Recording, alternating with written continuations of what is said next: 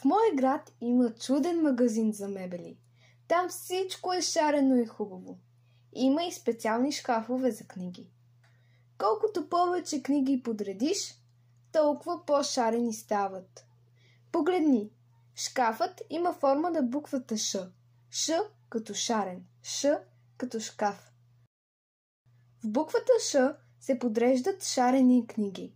Дори котките стават шарени, когато минават пред магазина. Разпознай буквата Ш.